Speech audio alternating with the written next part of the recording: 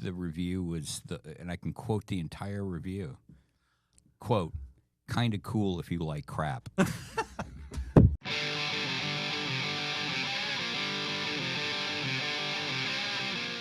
I'm Arizona Family political editor Dennis Welch. Dennis, fake news Welch. Try to tell the truth. And this is the Politics Unplugged podcast. Dennis, if you have a problem with substance abuse, I am more than willing to talk to you anytime you need.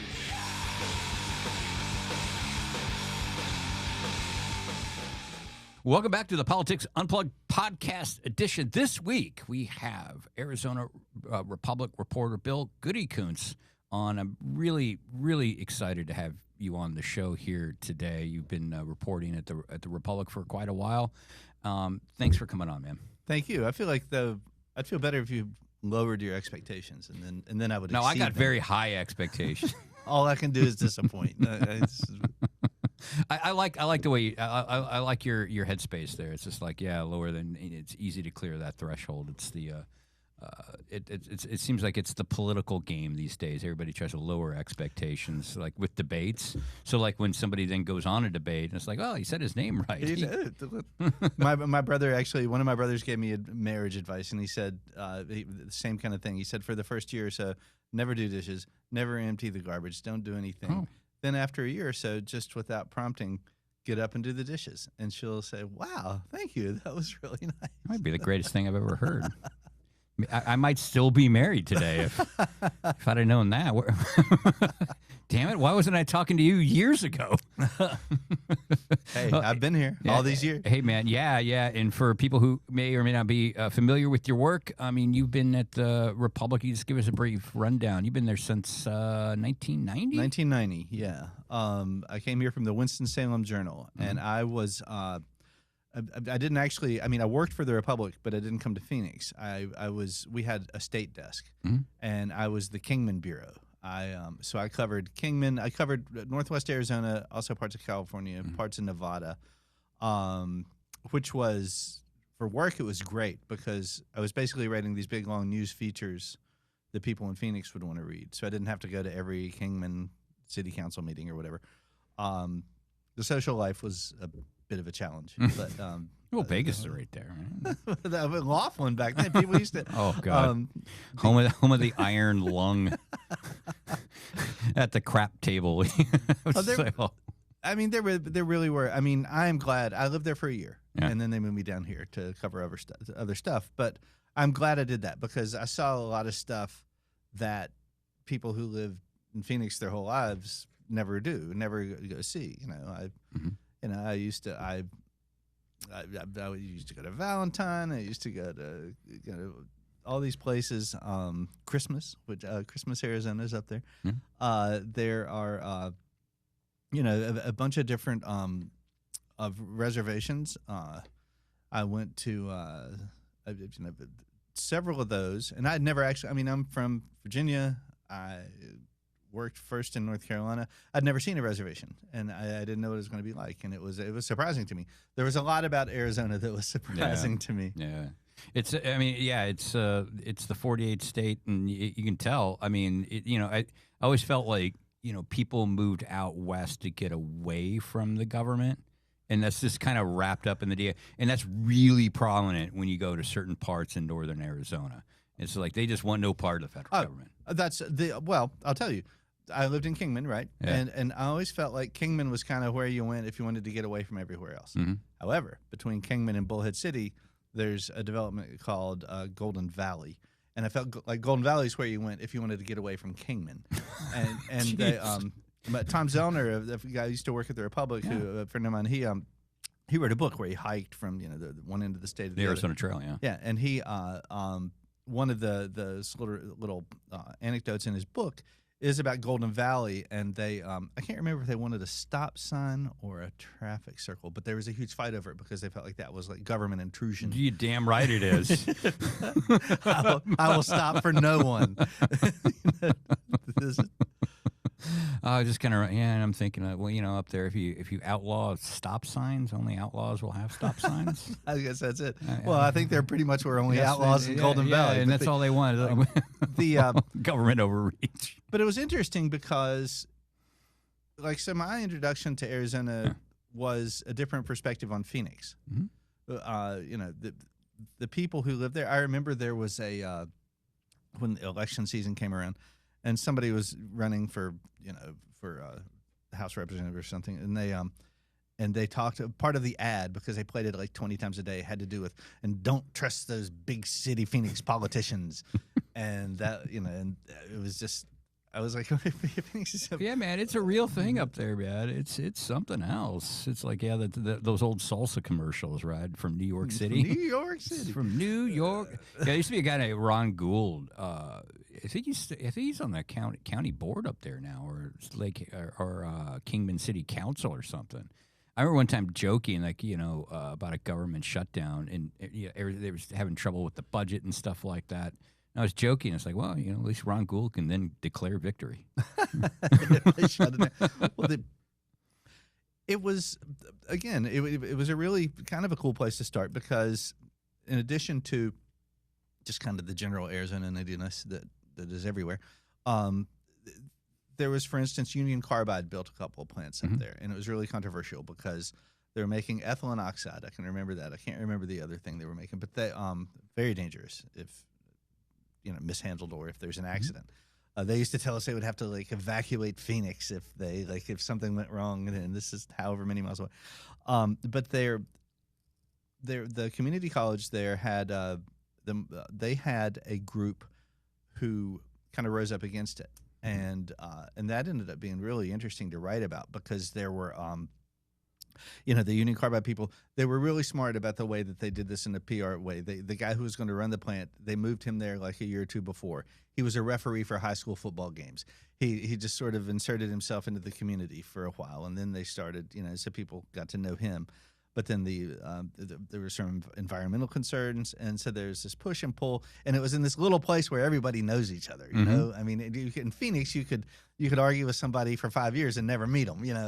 But here they were going to the same restaurants and they were going to the high school football games. So that was kind of cool.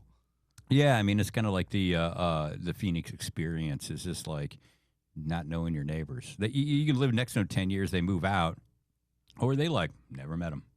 Didn't even know they moved. Yeah, and that's always kind of. But you went from that, you ended up basically being a movie critic.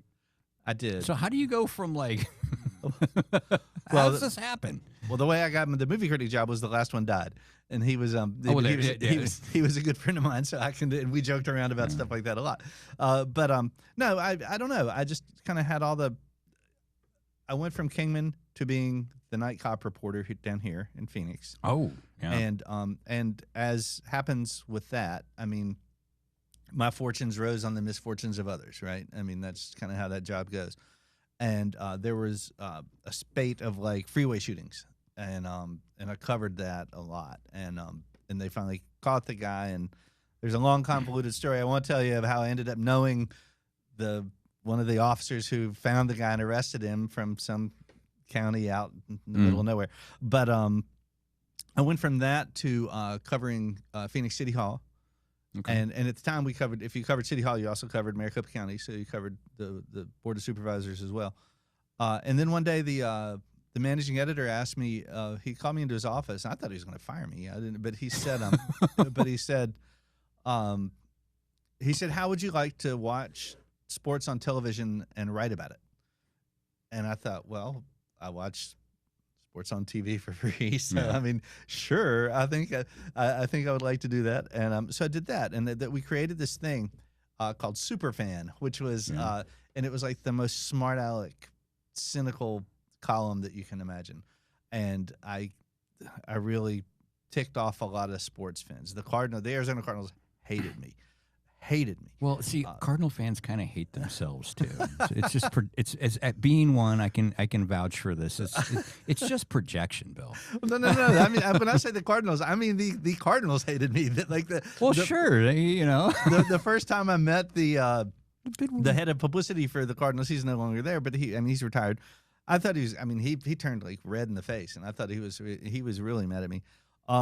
It was. I'll give you an example of the sort of the flavor of this kind of thing. I also used to make fun of NASCAR a lot But they did the classic thing where they invited me out to work in the pit crew on a race, and during a NASCAR race, which is actually really cool. And you get to see how you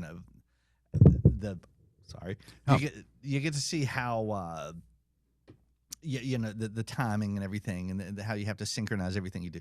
But I used to write. This was before email, and I would try to write about it every week, a little bit, just something to sort of tick people off a little bit. And because I remember, like, one week I wrote something that I knew was going to make people mad. The next week I get all this hate mail, and real mail. I did not email. And so the next week I was surprised at all the hate mail that I got over the NASCAR column. Not because I didn't think people would be mad. I just did not know that NASCAR fans could read. And so so this sets off weeks of what would they be offended by? But I've gotten to go to a bunch of Super Bowls and the Final Four and stuff like that, so that's fun. But then in addition to that, they asked me to start writing kind of a general features column, and so I did that, which is really cool. You could write about whatever you wanted, which is fun.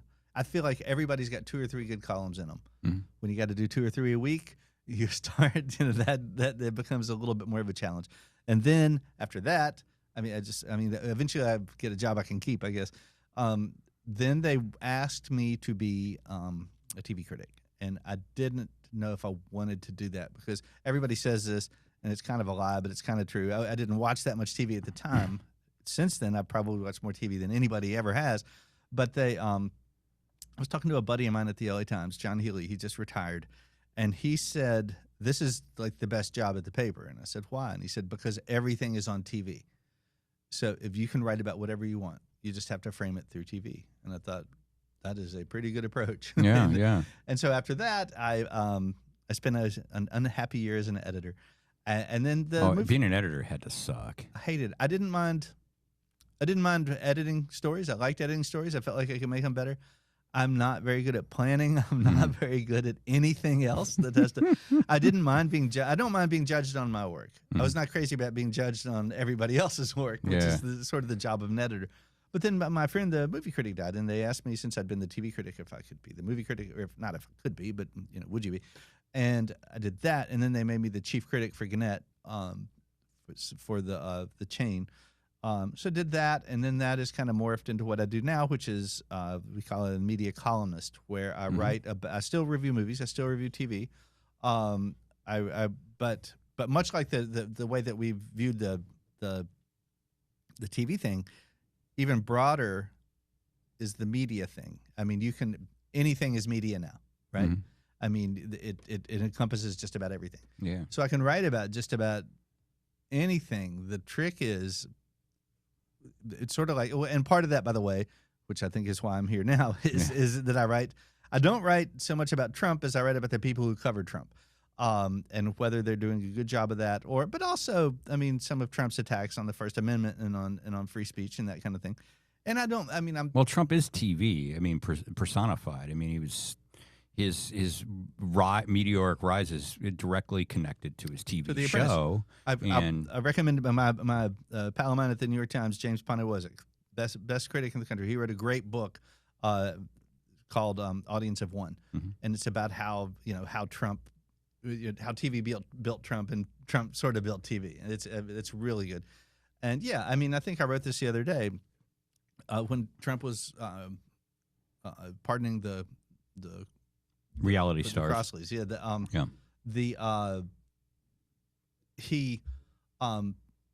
what did I say? well, he pardoned some reality stars. I think they were basically some fraudsters. Well, and he went out and he pardoned them. He's pardoned a bunch of people like that. And he, but he's one of them. He is of that world. Yeah. He was able to, on The Apprentice, he was able to portray the part of a successful businessman, whether he really was or not, you can debate. I mean, you would know more than I do about that, probably, but I think there is some question that he was perhaps not as an astute a businessman as he claims to be. But he got to play one on TV, and for a lot of people, and increasingly now, in part because of him, that's all that matters. Yep. Now, I mean, to people who are worried about democracy, it's not all that matters, but you know what I mean. To the audience, and to maybe 51% of the country, that's good enough. Mm-hmm. And what's the experience been like? Because I mean, you do write from a different, very interesting perspective, and I kind of there's so much straight reporting or breathless opinions taken about Trump. I do appreciate the different angles that take on it, and so when you're writing about him through that TV lens, I mean, what's that like? What's the response like, and what are some of the trends you've learned covering him this way?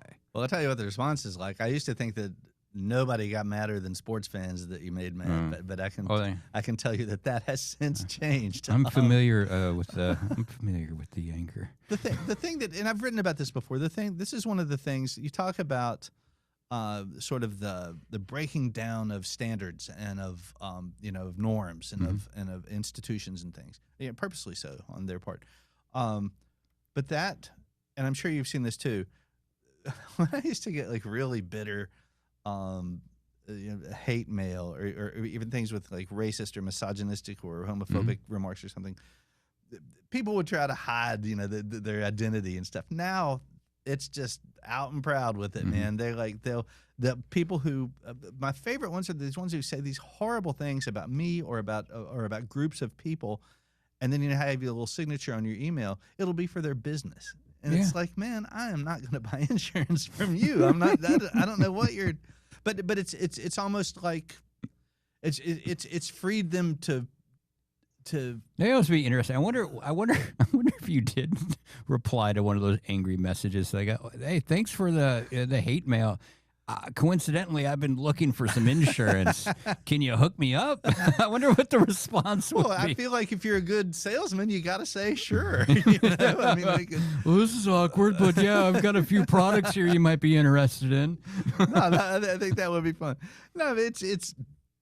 That that's certainly not peculiar to me. You get it. Anybody who does this kind of thing does it. Thing that I feel like it's particularly this time around the second administration. There is much more. They're so much more open about what they're trying to do. Like they no longer couch it in like this is good for the country. This is good for Trump is what they're saying. And we've sort of always known that. I think that, but I mean, I believe personally that the Pee Wee Herman defense is not the best. Whataboutism is not. I know I am, but what are you? Oh, okay. I don't think that if Donald Trump does something that is threatening to democracy, I don't think a good defense against that is, well, but Biden was old. Yeah. And I mean, what about Hunter Biden or whatever, what about it? There's a lot of that, That's pretty much all there is because that's the only defense, but I don't find it an effective defense. Yeah, no, you can understand, and I understand the allure, the attraction of that because it's easy, because I find myself thinking some of that too, especially like, for example, the recent $400 million plane. He's getting from Qatar. I mean, my God, it's. I mean, the first thought is like, what if Obama did that? Oh, and then you're like, don't do that. Don't do that. The whataboutism kind of stuff. But it's out there. It is. In a lot of cases, as I say, I mean, it really is the only defense. Yeah. I mean, other than to say what is becoming increasingly popular as a defense is, so what? I mean, maybe, so what? So who cares what the Supreme Court says? It's uncharted territory. And I think this is true. This goes back to sort of sports reporting. If I'm watching a game, I want triple overtime. I want it to last as long as it can. I want it to be as close as. If I'm covering a game, I want a blowout that we know how it's going to turn out at halftime, because then you don't have to like scramble for deadline. You get your lead written all the way, like But people would tell me, do you root for a team? And it's like, no, you don't really root for a team. And part of it is you shouldn't, because you should at least have some objectivity. If your team is tanking, you need to be able to say so. But the other thing is, in most aspects of journalism, you root for the story. You don't, you root for the best story.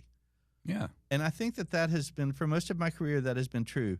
but I am not sure that attacks on democracy are the best story anymore. I think this is one that may override that. Well, it's interesting you bring that up because, over the past 10 years, our profession, the industry has been attacked a lot. Fake news, and we've got agendas.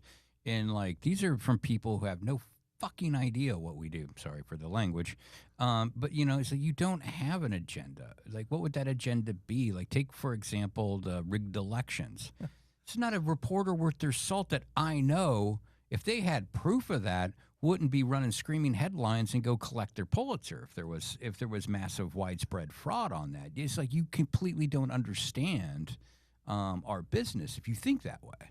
I have a relative who used to be kind of sort of suspect about there's some sort of media collusion and media conspiracy and all this kind of thing. And I told him, I said, man, we can barely get the paper out. It's like we don't really have the time. You think my boss? You think me and all of us are so organized we can come through? Like, you come spend a few days. It really is. I mean, after the 2016 election, and I wrote a lot about that, and of course, as you may recall, on election night, it didn't go the way that most media people thought it was going to go. No, it was a shocker. It was, and I remember, like so many people do, that New York Times needle. It's like, and it's just like, where it's going. Oh, look, it keeps going, but so I wrote about that. Everybody wrote about it, and then I started getting response from people saying, oh, I bet you all were crying in the newsroom. I bet there were a lot of tears in the newsroom that night. And it was like, are you kidding? I said, the only tears in the newsroom were because AP wouldn't call the race. We needed to get this thing out. It's like we were scrambling. Like there was a lot of scrambling that night. There was no crying. There's again, it's just like the only cry was to the AP, like, call this thing, man. It went like from scrambling to having a few drinks after work to bed. It's like that's the only thing that happened that night.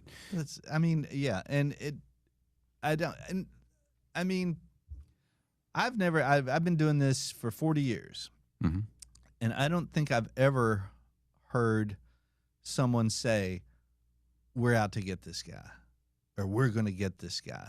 I just haven't heard it. Now, you can, if there is bias, and I'm sure some people have bias, some people have inherent bias. I mean, it's the way it goes. But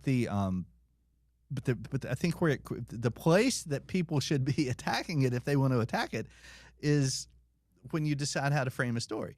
That's where the really the decision gets made. And if somebody says, oh, the mayor's stealing money, and then the mayor says, well, I'm not stealing money, how are you going to approach that story? Who's Well, and in the old days, or what we should be doing is we go find out if the money was stolen and who did it. It's my favorite little journalism credo is, and I've said this to a lot of people. It's a professor who said it, and I can't remember who it was. If one side tells you it's raining and the other side tells you it's not your job to report both sides. It's your job to go over to the window and tell people what's really happening. Exactly. And but people are convinced, and maybe understandably, nobody wants to read bad stuff. No. About it. The same as in sports. If the Cardinals were bad, Cardinals fans didn't want to read attacks on the Cardinals. I mean, but if you are a journalist, it is your job to report the truth, and that is your only job at the bottom line, right? Is to report the truth. And sometimes the truth, you just ain't gonna like it. Yeah. But people, I mean, I think certainly in terms of media, the probably the worst or the most dangerous thing that's happened in Trump's two administrations, it happened at the very beginning. You remember when he trotted Sean Spicer out there and he told everybody, this is the most attended inauguration in history. Oh, yes. Clearly it was not. And Sean Spicer later said, I knew it wasn't. I mean, but they told me to do it, so I had to do it. It was like his first real day, and he's done sort of setting the tone for more than we realized.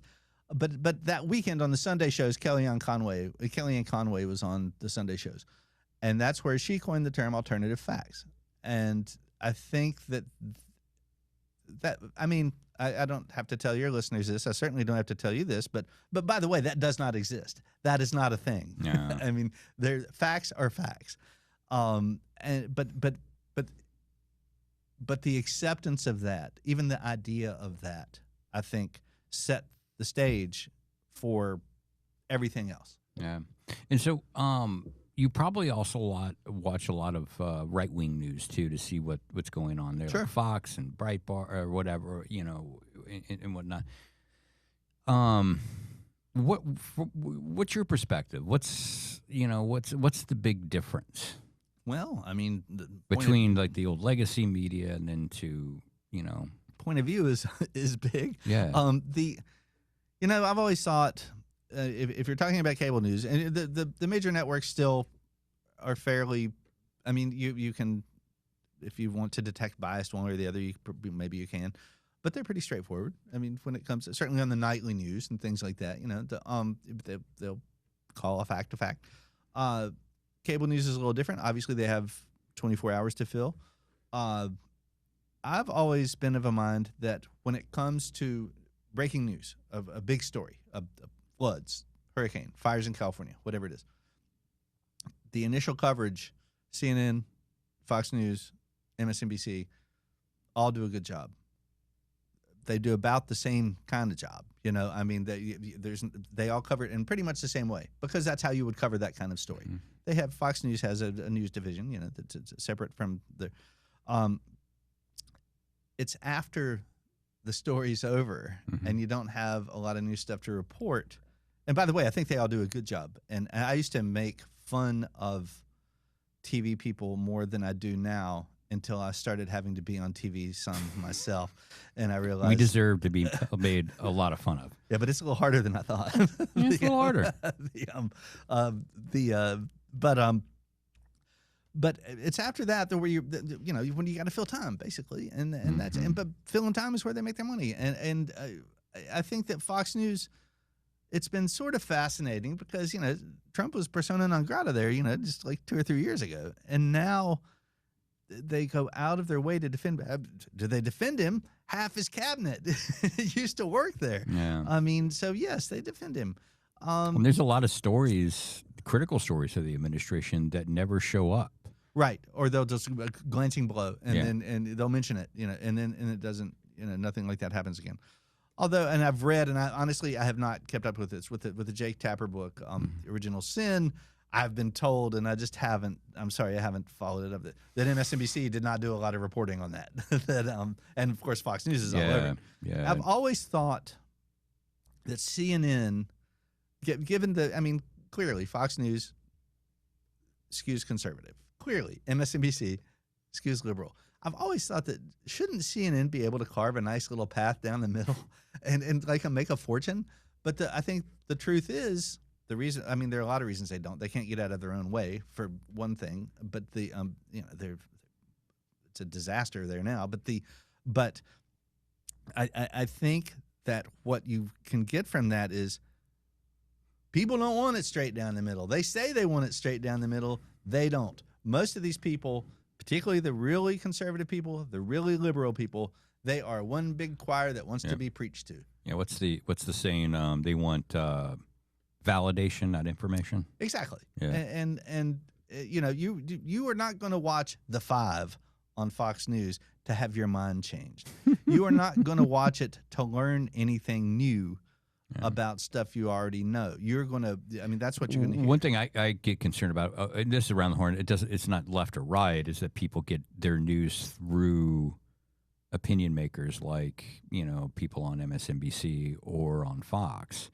Because these are people who are very good at what they do, and people may not be aware of a certain issue until they hear it being brought up in the form of an opinion. Of how bad it is, or how great it is. Yeah. And I've always thought that it's tricky because it used to be when people read newspapers and only newspapers, you could kind of tell the columnists because they had their picture there or whatever, or in the opinion pages that was literally in the opinion pages. So, when everything goes online and it's kind of a hodgepodge, it can be kind of tough. I think we've done a much better job of identifying opinion writing as opinion writing. I think on TV, what's tricky is whether it's Rachel Maddow or it's Sean Hannity or it's Jesse Waters or whoever it is, sitting at that desk talking to an audience, they look just like a news anchor. Yep. They're in the same kind of studio, they're dressed the same, and they are delivering with the same kind of delivery. And I think that is, it's not quite confusing to people, and I don't know that it's misleading because I don't know how else he would do it. I mean, would they put like a little orange box around it that says opinion or something? I don't know. I don't think so. And maybe you or me or somebody who watches and kind of knows about this stuff would say, well, clearly it's opinion. We know that. A lot of people don't, as you say, and that's kind of I remember Jon Stewart used to, kind of in the early 2000s, when he would. Really hot and everything, on the cover of Time and all this stuff. And people that were writing stories about, evidently college students and younger voters are getting their news from The Daily Show. And we would go out and talk to him and stuff. And he said, I don't believe that. And he said, he said, if it weren't for people really reporting news, we wouldn't have a show. We wouldn't have anything to do our show about, And, I think he's wrong, and to some extent, but at least he was trying to, he was sort of saying the right thing. So we got to be wrapping up here in a minute. What are you interested now in the Trump administration? What are you really watching closely? I mean, through the prism of television. How far will they take it? How far will it go? And when will people finally, if they feel like they're being, sort of tramped down, when will they stand up? I think that one of the tricky parts of that is the White House has really gone out of its way to change the way that message is delivered. I mean, if you look at the White House press corps and the briefings and stuff, they let in all these. The freaking My Pillow Guys network has a reporter in there asking about. Donald Trump's excellent fitness, and can we get his workout routine? I mean, that's not a joke. I mean, it is a joke, but it is also what happened. These people that they're just there to flatter them. They put them there to flatter them because they don't want to hear anything that questions, any kind of decision that Trump makes or anything that the administration does. They don't want to hear it, so they surround themselves with, sycophants. There's no other word for it. And I think that, again, they dress like reporters. They have microphones and stuff. There's a TV on them, a camera on them. They're very serious when they ask their questions. They look at you, well, why is he so great? Yeah. But I think that to me is kind of you're really good because you have a lot of good sources, and that like a press conference is not where you're going to get the real story. It's great for quotes, and it's and then maybe something will happen, and and you kind of got to go because something might actually happen. Somebody might go crazy and start jumping around or something. But the real stories are behind the scenes and talking to people who who a little lower rung who are actually doing the work, right? I mean, that's the way that you really report a story. But you got to do this other stuff.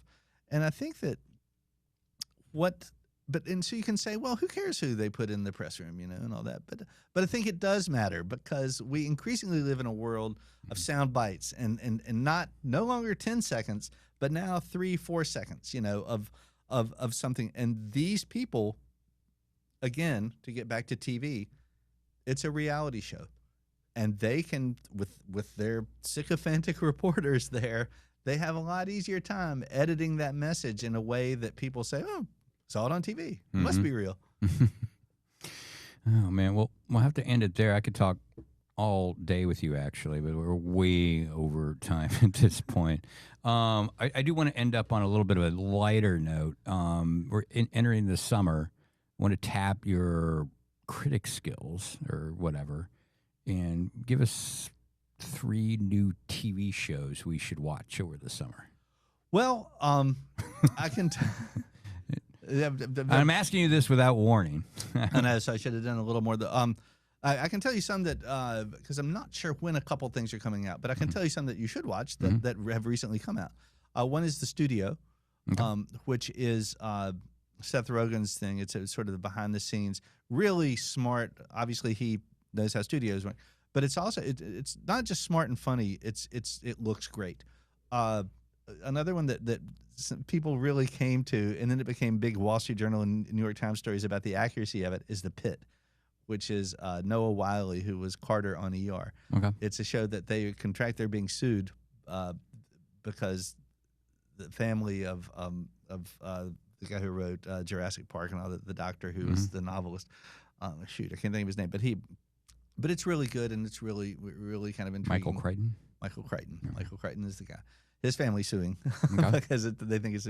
But I liked that. I thought it was really well done. It's the conceit is it's kind of like the show 24. Okay. It's a 15 hours in the shift of this doctor played by Noah Wyle. And then I don't know. I'm bouncing around between a lot of things. I mean, I tell you the truth, the thing I probably watch as much as anything is the Diamondbacks. Yeah. But that's Don't get me started on that. we need a bullpen, man. we definitely need a bullpen. We need a bullpen. I can see the frustration every day in Colin's face because he's such a diehard D-back fan. It's worse. I'm an Angels fan. Oh, well, then you really have it bad. Yeah, bullpen's the least of our problems. Yeah, no, I'm watching a lot of baseball this year, but yeah, Studio and The Pit. For my 2 cents, I started watching that new show Mobland. Mm-hmm. Pretty good. Yeah, it's not great. It's not like The Wire or something, but it's entertaining. It fits in that category that I think that people like, where, and to get back to the beginning of our conversation, you go into it sort of with lowered expectations. Yeah. And it exceeds them. So. Well, we'll have to leave it there, which I think has been the story of my career is just lowering people's expectations about me. But I want to thank you very much for taking some time out to stop by and talk about all this, and look forward to keep reading your columns on this. Oh, thanks so much. Appreciate it. Thank you, man.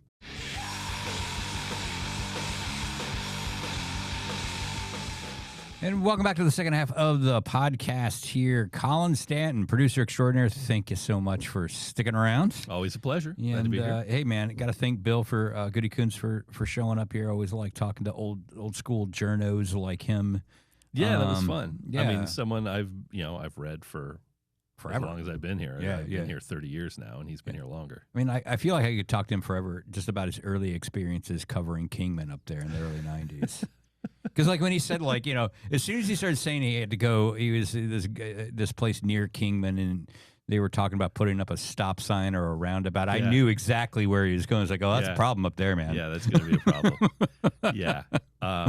Because God bless them up there, man. They just do not want government affecting their lives. Yeah, Golden at all. Valley, you don't want that big city life of Kingman. No, it's but like I could talk to him about that. I could talk to him about movies all day. And I think like covering a TV president through the prism of video and TV, however form that takes. I think that's an interesting perspective. It's hard to disconnect the two, because when you start looking at the Trump administration, he mentioned the point, like, a lot of the people from his administration come from television. Yeah. Well, and Trump is fixated on television.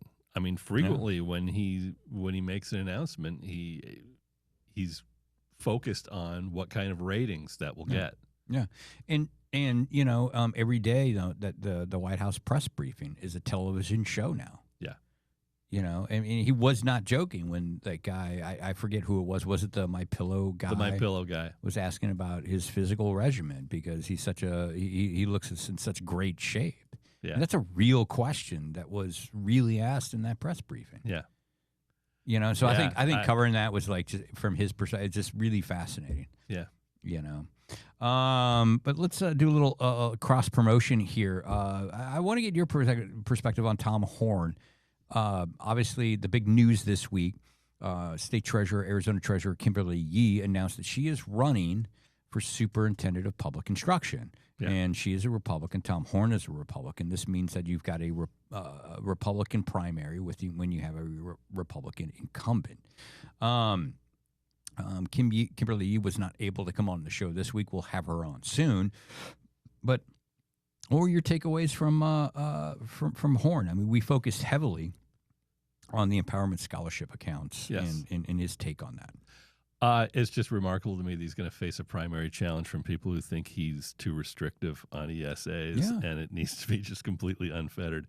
Like, he's drawing the line at the $16,000 cello, and that's horrible enough that they need to mount a challenge to make sure that next time that family will get that $16,000 cello paid for by taxpayers. Yeah, because she did launch her campaign by saying he's overstepped his authority by holding people accountable on the spending they get. Yeah. On the spending of this, again, public money.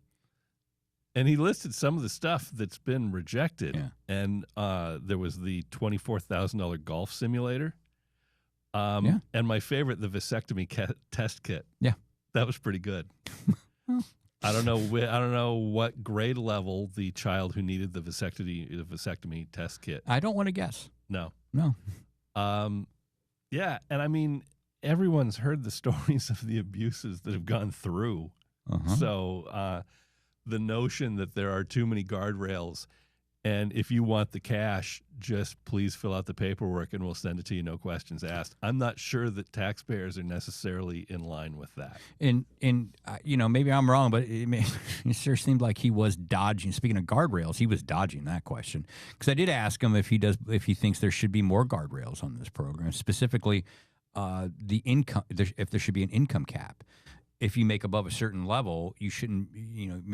Should you be allowed to dip into this pot of public money to send your kid to private school? He definitely dodged that question. Yeah, his answer was he's not a legislator; he is an administrator. He'll do what they say. Yeah, because that stops him from offering his opinion on so many other things. Yeah. And well, and then of course we talked to him about. I was a little nervous about it because the age question. Yeah. It's a thorny question. You don't want to come off sounding like an asshole. But it's an issue that's more and more frequently raised now. Yeah. He's 80 years old. He will be 81 years old if he wins what would be a fourth term as superintendent of public instruction. He'll be 85 when he ends that term, which is very, very far removed from the school system or any real connection with the city. I mean, I don't know his family situation. I don't know if he has kids. I don't know. But theoretically, at his age, if he had kids in elementary, or family members in elementary school, we're talking like great-grandchildren. Mm-hmm. That's a heavy removal from the school system. Mm-hmm. And it doesn't mean he's uninformed, certainly. But I think it's nice to feel like you have some level of connection. Mm-hmm. My kids have aged out of elementary and high school at this point. But I was certainly a hell of a lot more connected to what's going on in the schools then than I am now when I have, I don't have any skin in the game. And quite frankly, too, in the chattering classes, and I think even in some in the public, question his health. He is older. I did ask him about that. And his answer was he does how many 87 flights on the Stairmaster every day? 40 minutes? It wasn't every day. It was at least weekly. It was, I mean, it was impressive. It was a lot of flights of stairs on the Stairmaster. A lot of flights of stairs, man. It was a lot of flights of stairs on the Stairmaster. I mean, there have been reports of health issues over time, and he's an older guy. So yeah, I mean, it's a fact of life. Yeah. And most people by his age are already on the golf course. They've been retired 15 years, 20 years. Yeah. But he keeps wanting to do it. It's fascinating. It'll be a fascinating race to watch because you've got, people like Charlie Kirk's group and Turning Point actively recruiting, trying to get Kimberly to challenge him. It's going to be a fascinating race, man. Yeah. I'm curious to see how that plays out because Kimberly Yee's done very well in elections before. She got more votes than any Republican for 4 years back in 2022. Yeah, she got more votes than any other Republican in Arizona. And I'm guessing 99% of those voters couldn't tell you a single thing about her. No, except very low that she had profile. an R by her name. She had an R by her name, and they didn't particularly know who the opponent was. And since they weren't voting for some of the R's, And like, ticket, look, man, and if you're a state treasurer, and I can speak in from experience, and people know your name, it's because you're in big trouble. yes, it's a Because you did in something the best wrong. of all worlds. It's a very low profile Yes, job. you did something wrong that Yeah. people know your name. Yes. So I think she goes in with probably positive name recognition just based on how she's done before. I don't know how many people are necessarily in line with, we're not giving enough money away to people who want stuff, which seems to be why they're challenging Tom Horne. He's not. If you want a cello, by God, you should get the $16,000 cello. Do not settle for a cheaper cello. You deserve that $16,000 cello from taxpayers. How can you teach someone to play the cello unless it costs $16,000? Yeah. Couldn't And I they have guess the found answer was no. It would have done irreparable harm for him to play a cheaper cello. Yeah, and frankly, it would have been embarrassing. Yeah. Other people have. Yeah. Anyway, on the national level, but Elon Musk, big news this week, Yeah. leaving Doge. Leaving Doge. It's a big day for him. He has his farewell to Doge day at the White House on the same day the article drops in the New York Times. Yeah, that was not a flattering article, was it? No, and it's actually been reported before, but not not To by this the level. New York Times. It's getting a lot more attention that he's so blitzed out on ketamine that he is allegedly losing bladder control. That's the guy who's been given free rein to just go in and slash the government and eliminate the aid programs that, according to a new study that I saw this morning, have probably killed an estimated 300,000 people so far. Our lack of funding. Boston professor who studies these things says probably about 300,000 dead, most of them children. That's incredible. Yeah. What will be interesting to watch is moving forward without what happens to that group without Musk. Yeah. But Musk also has his own challenges too. I mean, the amount of market share Tesla has lost is staggering, And going to get worse. Yeah. Yeah. So he's got some issues on there. Bladder control aside, Yeah. Yeah. he has got some issues. Yeah. Yeah. So other than that, man, what do you got You going got- on? What do you got going on this weekend? I don't know. You busy tonight? Oh, damn it. For those who don't know, Dennis will be on, and we tape this on Friday, so when this drops, it'll be a couple days in the rearview mirror. But you'll be on stage tonight with your old band, The Revenge, Yeah, at the Rebel Lounge. I like to party. Yeah. So how long has it been? How long since you've been on stage for something like this? Not long enough, man. I can tell you. So how it came about is, background, previous life, I used to do this all the time. I used to be in punk rock bands and do tours and put out records. And this band was started kind of as almost 20 years ago. I had just gotten through a divorce. It was something to do. Yeah. I was starting off at the newspaper and whatnot, building my career doing that. So we never broke up. We just kind of stopped playing. Yeah. We're all still friends. Hardly a week goes by that I'm not, talking to one of them or communicating with one of them, texting with one of them. And Steve runs and owns the Rebel Lounge, doing a 10-year anniversary for his venue. It's the old Mason Jar. Yeah. Reached out and said, if the Revenge could do another show. And I was like, well, okay. And I learned really quickly that, again, punk rock's a young man's game. Yeah. I'm older now, and I keep asking myself, I've been to 3 practices, and I keep asking myself, did we have to write these songs so fast?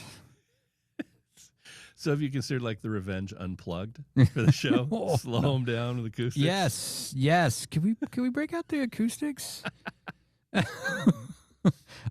I'm worried we're a little too loud. That Yeah. people won't be able to talk to one another. Yeah. Just want to enjoy a pleasant evening out. And it's been an interesting experience, man. It's made me a little nostalgic, and I hate that feeling. And I keep getting seeing posts of me from back in the day of people who took flip phone videos and stuff like that. I'm like, damn, you used to have a lot more energy. You really enjoyed hoisting the monitor up over your shoulder. I back did in the not old like days. stage monitors for whatever reason. I would put them on my shoulder and walk around stage. You remember the old boom boxes? Yeah. Yeah, that was a signature move of mine. Yeah. Every time I see an old photo of you, it appears you've got a monitor over your shoulder. Yeah, I did not make friends with sound guys back in the day. They were not happy with that. Yeah. I'd hoist it on my shoulder, and all I would hear in my right ear would be like, "Put that effing thing, put that by." Blah, blah, blah. I'm like, no. So is this the start of a comeback? You guys going to be touring? Yes, we'll be touring. If you're listening to this in Bangor, Maine, we'll see you soon, man. We'll be up there. No, not at all. I always joke. It probably, you never know. It's probably the last show, at least for me. I don't have the energy to be in a band anymore. That drive. I tell people it's funny because every now and then you'll hear news of bands breaking up, and they're like, man, why would they do that? I don't understand it. I'm always the guy I do. Yeah. Yeah. I sure haven't as hell been in do. a band, and I get it. Yeah, it's like you're married to 4 other people if Yeah. you're in a really serious band, and because I mean you're a band, and your life's based on 3-4 other people. And what are they doing? When are you going to record? When are you going to practice? When are you going to write? And you've got to get all this other buy-in. Yeah. And man, I didn't want to live like that. A long time ago, I stopped wanting to live like that, and now it's worse. I mean, I've been to 3 practices. Love seeing the guys, but the last practice I went to is last night. I was like, ugh, why am I going? I'm like Allen Iverson, it right? Practice, man. We're talking practice. We're talking practice. I'm like, no, man. I get it.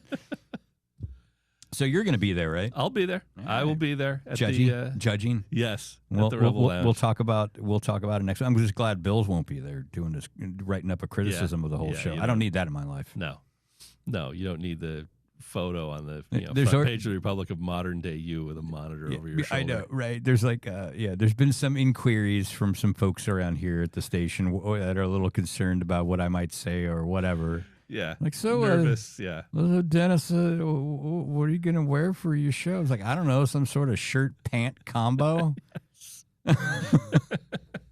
Maybe some shoes. Yeah, seems reasonable.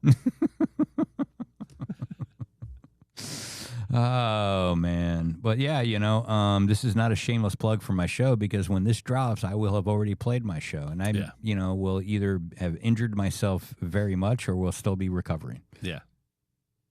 Well, good luck. Yeah, it'll be fun. Looking forward to seeing it. We can recap it next week. Yeah, we'll recap it next week, man. And and I hope people show up early. There's some good opening bands, so it'll be fun. All right. So how, harkening back to Goodykoontz in that interview, how would it be if somebody asked you to just watch sports on television and write about it? Yeah, I don't know. I watch a hell of a lot of sports on TV. The writing about it part, I don't know that I'd enjoy. You turn your hobby into, or way you like to spend your friend time into a career. Yeah, I don't know how much I'd like it. Yeah, yes. I might. Yeah. I mean, if your gig is sitting and watching sports on TV and then writing about it, there are probably worse ways to spend your time. Worse ways to get paid, I suppose. Yeah. So, what's your big take this week on the Suns coaching search? Because I'm fascinated by this. By how what should we say? Different this coaching approach has been. With Ishbia's history, one would expect them to be going after the Mike Malones, the big names who are out there, and they're not. Everyone I've seen on lists so far is an assistant And outside of, there was a report that David Fisdale is under consideration. He's been a coach, a head coach before, and is sort of a name, and has been connected. He's been here. But otherwise, man, it's a lot of guys you have to start Googling like crazy just to figure out who they are. Which, sure, I mean, Budenholzer was the big name last time around. Yeah. Vogel was a big name and that didn't work. So they're going to do opposite day? Like, well, we got two big names. Let's get a big no name. And it's funny. I saw on some message board that Fisdale came up and someone said that, well, he's got the player support, and most of the posts after that were, well, then they probably shouldn't hire him. And then God knows how many of these players are going to be back anyway. Well, speaking of that, I heard former Sun star Eddie Johnson, published author of mysteries. Yeah. What did Eddie Johnson have to say?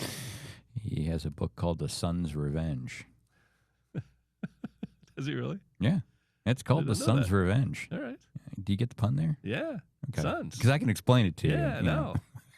No, it's the basketball team that he played for and is an announcer for. I hope it's a great book, and I hope people buy it. No, because Eddie seems like a decent guy. Yeah. But what am I going to say?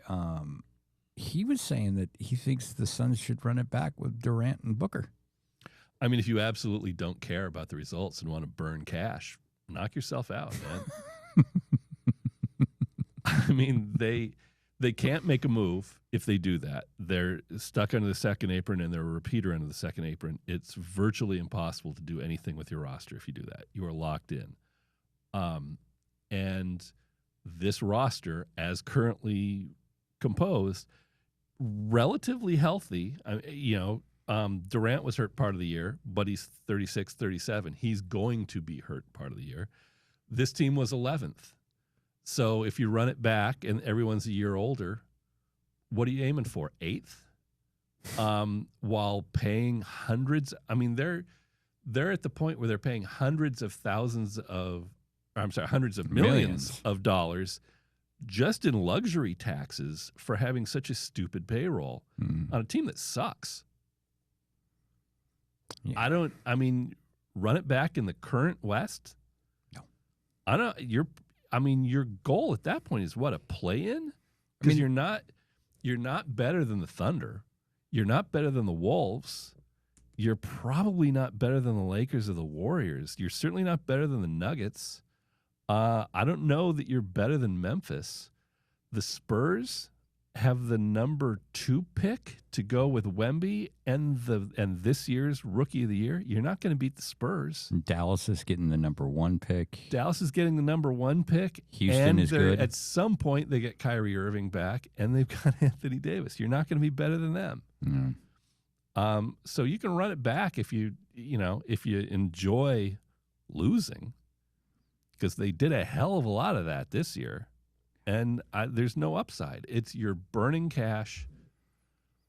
Remember, it was just a couple of years ago, like 5,000 people showed up just for the Kevin Durant press conference. Yeah. Yeah. And, Durant's a great player, and he was really good for them this year. But you need to get that money off the roster, and you need to get something in return for him, and you need to get under the second apron. I realize not everyone follows the finances of the NBA that closely, but you need to shed salary badly, or you're spending hundreds of millions unnecessarily, and you're crippling your ability to make any kind of move. And the person who's in charge of this has worked in an NBA front office for 11 months. I hope they figure it out. I hope they make it work. I can't imagine anything more foolish than running this back. I really cannot. This is not a team that can compete. It didn't compete this year. It's not going to compete with Durant a year older. And at that point, Durant runs out his contract, and you don't get anything for him. What's the point of that? You're depressing me, man. Yeah. I know it's bad. It's not great. And the flip side of that is, I don't think they'll do it. I think they'll move him. And if they don't, it just feels like waving a white flag. Yeah. It's interesting because it's like kind of just part of being a Arizona sports fan. I heard the other day, what was it? Somebody did an analysis of the last 10 years for Arizona sports. All 4 of the major teams were under 500 for the past 10 years. One of those teams, the Coyotes, is gone. Yeah. It's like, man, it's brutal. Yeah. Because, normally I would joke, like, yeah, how long till football season? But that's just going to be a brutal disappointment, too. Yeah. If it's status quo, it's just going to be another disappointment. Yes. Maybe they'll be better. But, yeah, It's just. We're not really in a wait until blank season No. spot right No. now in the Valley. Damn right we're not. There's no hope. I mean, except for ASU. Yeah. Sure. And whether they'll be able to replicate what they did last year, good luck with that. Yeah.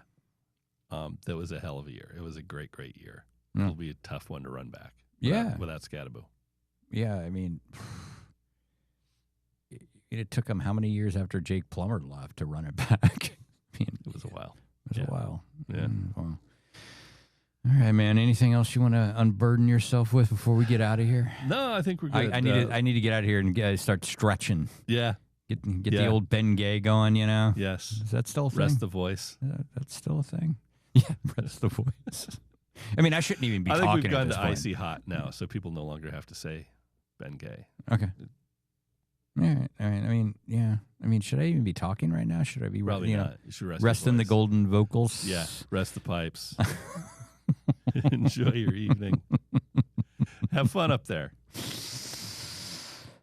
I'm really looking forward to whatever mystery shot ends up on stage. It always happens. Yeah. Yeah. Always happens. Like, here's some shots of Jameson. And you're like, yeah, gee, thanks. I stopped doing shots of whiskey years ago. But, let's do it.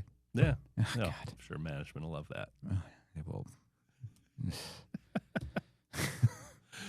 looking forward to it, though, Yeah. man. Have a good night. All right. See you guys. See you next week.